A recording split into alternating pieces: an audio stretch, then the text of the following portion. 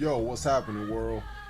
Name's Raheem Flowers, and I got a lot of shit to talk about, man. All these events that transpired with Joe Budden leaving Everyday Struggle, and how academics is reacting to it, and how he's reacting to Lenny or Charlamange the God, and the whole thing that even transpired with the illustrious black figures such as Dr. Umar Johnson and the creator of Hidden Color series and 1804 with Haiti, Mr. Tariq Nasheed, also known as King Flex. Apparently they got in a skirmish with each other. Now, I went an entire year not saying shit about you, Tariq, rarely even referencing you, all 2017. You can look at any of the catalogs within my videos. I made a mission to not even mention none of you pro-black niggas and make a topic about you, rather. I made sure I did not dedicate a single video on Tariq, all 2017. And I lived up to that. Yup. Well, this is pretty much the New Year's Eve-ish period, but I'm not even gonna post it until New Year's week. Didn't say a word about you, Tariq, ever since that situation with you, Tommy, and Vlad. And speaking of that Jew, I wouldn't put it past him if that fuckboy didn't embed this controversy going on between you and Umar, just like he did Sarah Sutin with him and Umar bumping heads. Because you know him, he loves to see black men go at each other's neck, like how you and Tommy did. Yep. On some Mandingo shit. And looks like we're going full circle because it transpired in December when Tariq went up to Tommy. And same thing with Umar and Sarah Sutin. History repeats itself, but damn, in a 1 year time span in the same month, and two of the black men I'm referring to, Umar and Tariq, happened to get in a beef again. Man, these are the people who are enlightening us, the ones who are illuminating the truth and exposing white supremacy. Now, I watched both Umar and Tariq's take on it. Now, I do agree, Tariq, that Umar is a simp. He has his simp tendencies, and he does go through these ego trips.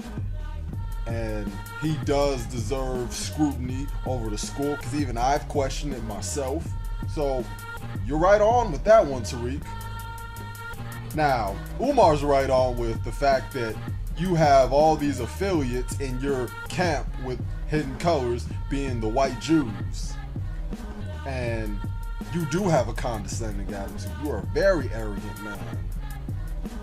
You do not have respect for people, which I don't understand why Umar would insist on having these trilogies of Hidden Colors if he knows that you're a condescending, arrogant person with negative energy by his admission. Makes no sense to me. I wouldn't fuck with somebody like that, but I have integrity, and we're gonna get to integrity with Joe Budden as well. But for now, I want to get to you, Tariq Nasheed.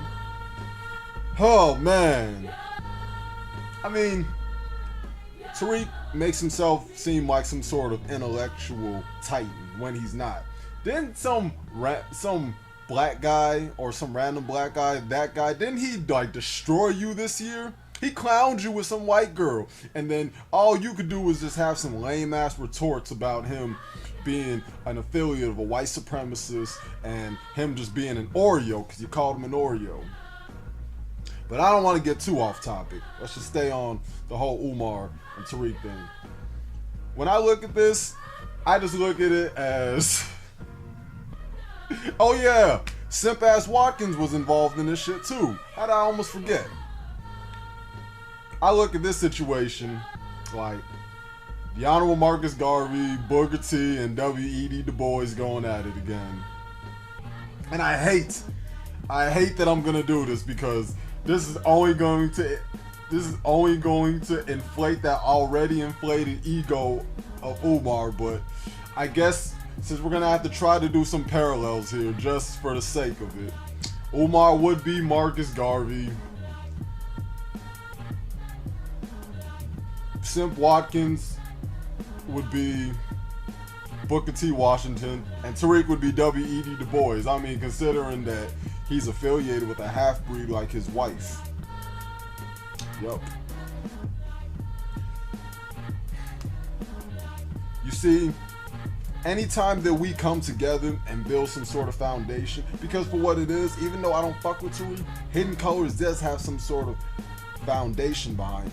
I watched Hidden Colors when I was younger, when I just hit my 20s, and I enjoyed it. I'm not gonna sit here in front. I told Tommy's ass that I enjoyed it. When I spoke to him, it was like my second time when I had a live show with him early 2016, and I thought that that was something that black people needed. They needed that type of information. And you had a staff like Dr. Francis Cress Wellings, when you had somebody who could speak very eloquently and articulates his point well, and how he delves into the psyche of black people, or just humans in general, but especially black people like Umar. Tariq, he was the architect of that. You can't take that away from him. Tariq is good at hustling, but see, that's the thing. Maybe it's just in his Detroit nature, because Tariq wants to hustle black folks. He wants to milk this whole white supremacy scheme until it becomes completely useless, and he can't economize off of it. Just like he did with his Art of Macking series. You notice how I don't even know if he even does that anymore, but if he does, he's definitely slowed down from it. But because race is such a big topic, especially once Obama won, especially 2 terms, I mean, that was easy for him to infiltrate that. And frankly speaking, I want to say I blame Tariq for even creating this atmosphere where people have this misconception for what a coon is. Tariq is the forefather for misconstruing what a coon actually is.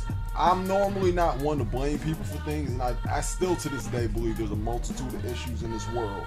But if there's any individual to impute for why this misconception of coon goes on, it's because of you, Tariq Nasheed.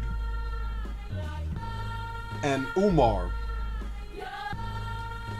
when it comes to the school, and when it comes to the conscious stripper, he does need to be scrutinized. He does need to be reproached for that, because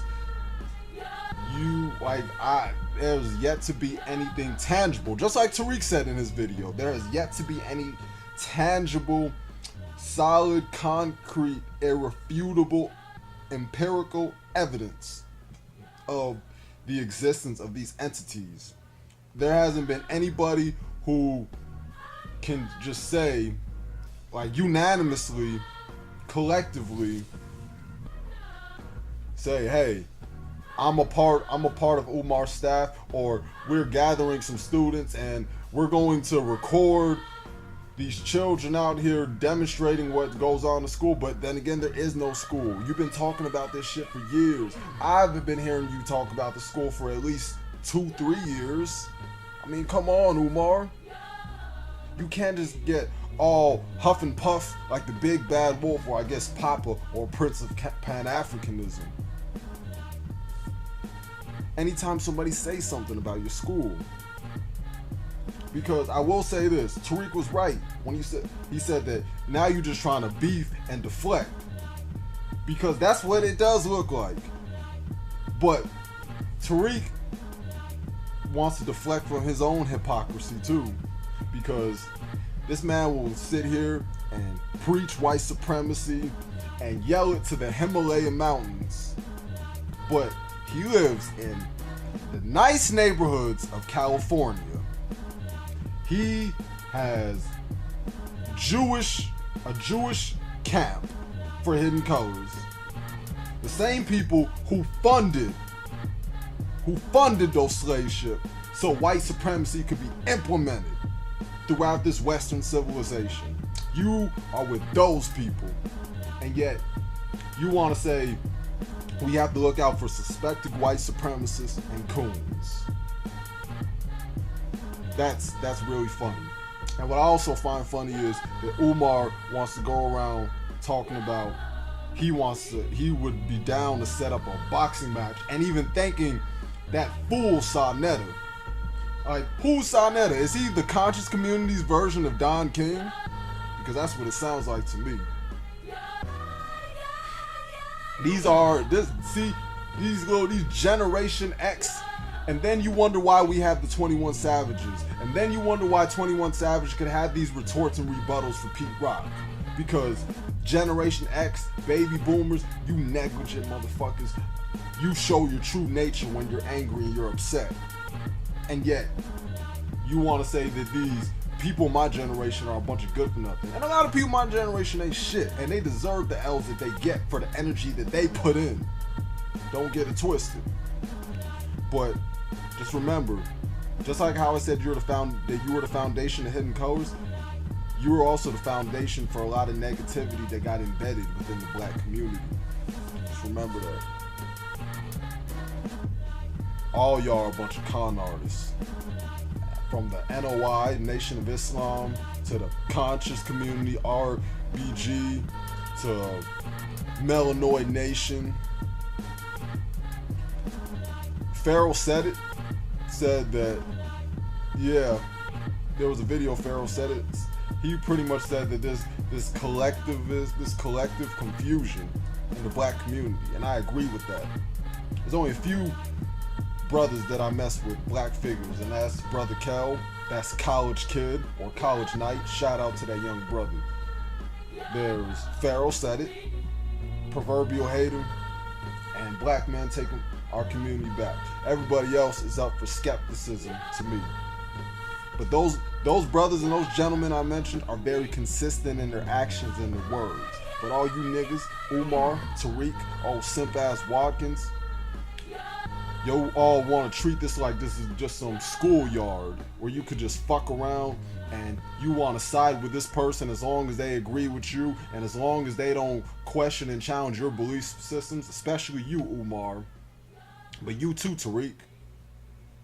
Nobody can question you about the whole thing with the Jews. Nobody can talk about the fact that you are married to a mixed breed. No, like, fuck all that one drop rule shit, because then that creates confusion in itself in the black community. Yup. That's why you have all these Colin Kaepernicks. That's why you got all these Drakes and these J. Coles out here. And that's why it's so easy to replace black people, because you'll let somebody who can, and Amber Rose too, who can flip-flop and just say it's black when it's convenient, but when they don't want to find themselves in some humongous adversity, then suddenly they're just a rare phenomenon and a specimen known as being a half-breed or being biracial or, you know, multiracial. You know what I mean. The only one who was consistent in that was Brother Malcolm. That's why, to me, I can understand why people give him a pass. Yep. But that's what I believe, man. When I hear Umar and Tariq speak, it just shows you how low, how the mighty have fallen. It's just been too much of a cycle and behavioral pattern where you see black men beefing with each other and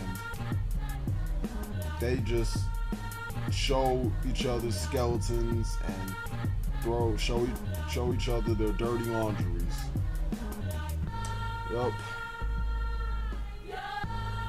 I mean, you see how Umar will pride himself on Pan-Africanism, but Tariq was right. There isn't no tangible proof. You see how Akon was out here doing things for Africa. Even though you called him a coon, Tariq, and you brought him up and when you had your Coon Train Awards going on last year in 2016, Common, he had helped 10,000 plus jobs, especially on the south side of Chicago. But what have you Niggros done? Me, I don't even have, I could barely do anything for myself, and yet I've done a lot for black people that were within my life. I've done things for black women, I've done things for black men, I've done things for young black boys and girls. I've even helped feed them. Whenever I would go to Western Union, I would give them advice. I would do everything in my power to be spiritual, moral, and even to a degree financial support. But you bet your ass off, I get in position like y'all's, I would change this world. And not just me alone, but the people who are a part of my team. Because unlike, see, Umar, that's where he fails. And Tariq was right. You do have that David Ruffin syndrome. And that's the last thing that we as black people need. To be egocentric. To have this individualistic mentality to think that I could just hold the world by myself because I'm just this mighty ass titan. I'm just a god amongst gods. Yup. Now that those guys are over with, I just want to speak briefly on this Art of War, 33 Strategies of War, 48 Laws of Power that Lenny has been pulling. You see, Charlamange, don't act like you're doing favors for Joe Budden or academics when really you've been planting that months on end with everyday struggle. You said that it wouldn't last no more than 6 months. It was still very prevalent 8 months later. So prevalent that one of the most popular rappers like Niggros, and more specifically and especially Quavo, had to go out his way and diss Joe Budden. He took it upon himself to diss an irrelevant nigga with an irrelevant opinion, right? Now that Joe Budden's gone, look at the ratings. But the dislikes that the complex and everyday struggle gets now, and everybody said that academics was the star. He was the reason why people went on it. That's what people initially said. But now look at the bad reception it receives. The reception it gets. Didn't mean to be redundant. Yup. But Lenny wanted to pull reverse psychology because now he got a $5 million deal, I believe, Joe Budden, on Revolt. And Charlamagne could monetize slash economize off of that shit. Smart move on your end, Lenny. Gotta give you that. You really have been around the Jews like Vlad. I guess you learned a thing or two on those Vlad interviews and behind the scenes with your boy. Yup. And you know, as much as I shit on academics, I know what academics can be. He's a Jamaican, meaning that you are a descendant of the forefathers who laid the foundation down for hip hop. And yet you wanna pump in poison. You pump in poison because of the fuckery you promote. You promote guys like Tekashi 69. You promote guys like XXXTentacion. You promote cats like 21 Savage. You promote all these Thotteroonies like Selena. And yet, somehow, you have a hard-on-thought movement. How can you have a hard-on-thought movement when you have somebody who is like the personification of that? And then you have a bunch of other ones too.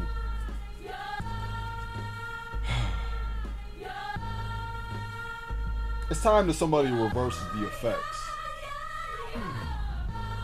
Because if it's up to me, I get a whole lot of money at some point in my life, I'm buying World Star Hip Hop out.